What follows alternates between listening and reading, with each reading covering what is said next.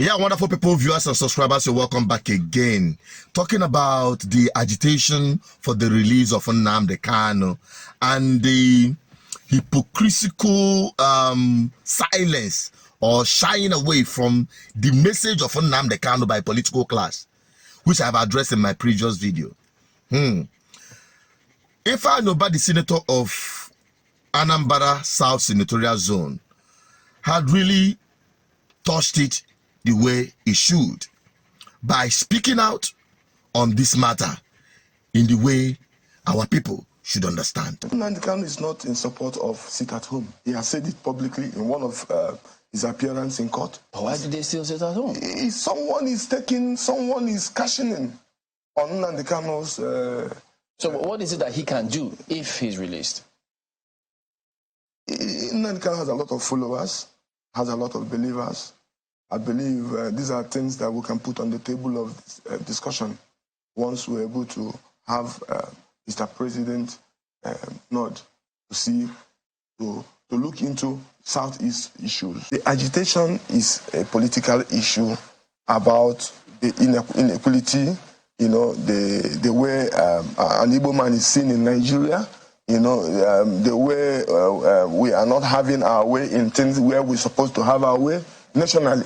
So, and no Igbo man will tell you today that he's not, or doesn't have sympathy about how Igbo man is being treated in Nigeria until some of these issues that Nnamdi Kanu is championing is addressed.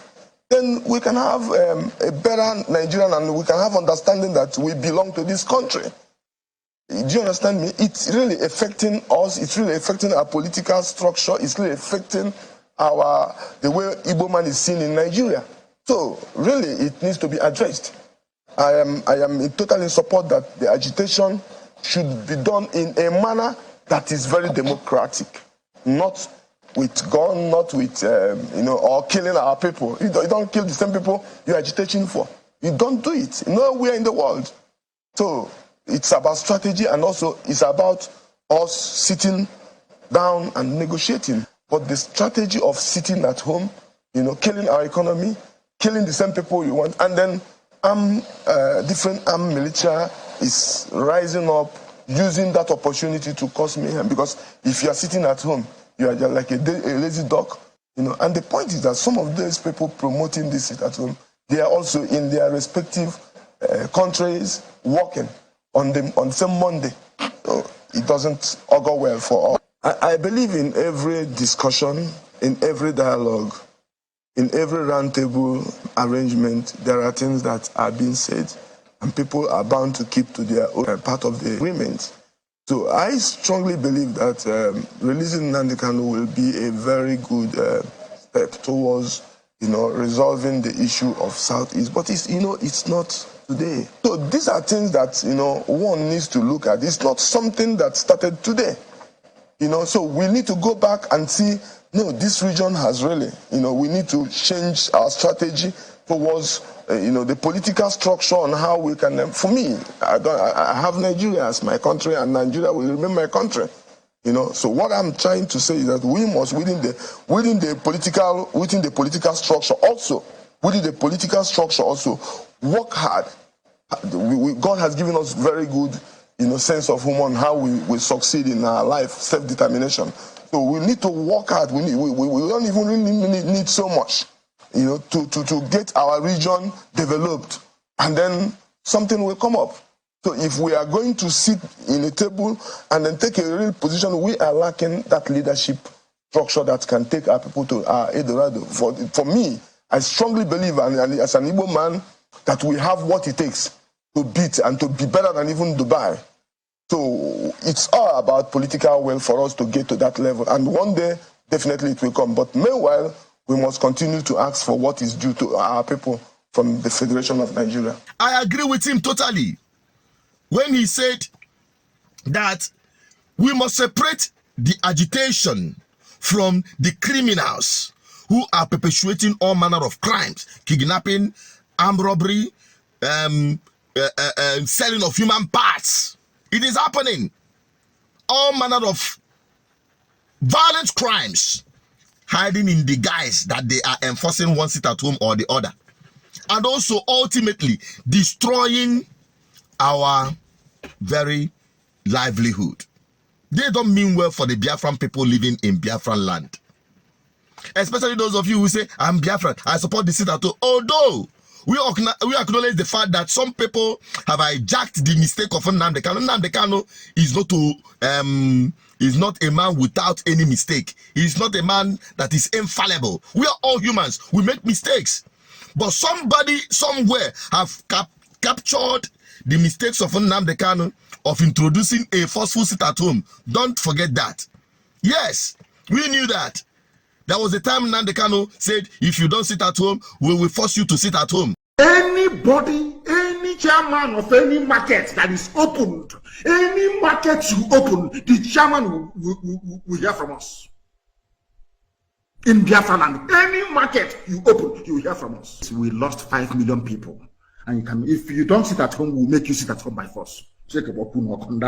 Nevertheless, Nnamdi Kanu at that time saying that was a huge mistake.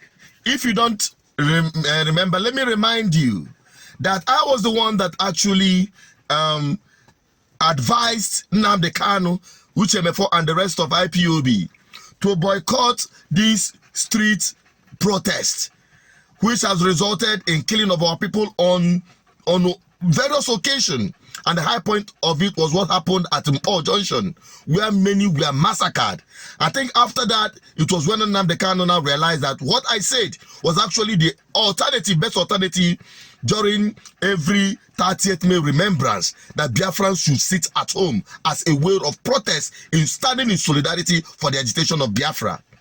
In that way, nobody gets killed. In that way, we send strong message to the entire world that truly all Biafrans are in support of this agitation for self-determination. And asking somebody to sit at home willfully is not a crime. And I can tell you, those of you who knew, and those of you that were part of it, knew that nobody was forced to sit at home. And everywhere was on lockdown, including those who are even living outside Biafran land, even in the foreign lands. Then why the introduction of the forceful sit at home? And that is what this Simeon have always been using to blackmail Nnamdi Kanu. Anytime you see him publish videos and all that, he will add the video clip of where Nnamdi Kanu is anointing him, asking people that he is bringing the new narrative to the Biafran struggle. They will also, they are the ones even playing this very one that I played now, where Nnamdi Kanu was promoting a forceful sit at home. The same people, because they are cashing in on that very slightful mistake Nnamdi Kanu made. Utterance, which I believe he doesn't meant for people to be killed in the process of forcing people to sit at home. And all manner of creeping things in the guise of enforcing sit at home is causing all manner of criminal activity in our homeland, thereby destroying our economy, driving people away from our homeland. Even Igbos can no longer come home to put down their investment, as we've been advocating for. This is what Ifeanyi is addressing head on. Fighting these criminals is not fighting Biafra. And they will always try to blackmail anyone who rise up against them in the guise of, you are fighting Biafra. Lie! And that is why they will call me a saboteur. I don't care, because that is an old name. But I have lived and had continued to be consistent in this message. And that is my position. So, let our people be wise. You can join the conversation as we continue on this program, Biafra Discourse. You can lend your own voice on the live broadcast by joining BVI Channel 1 live streaming tonight.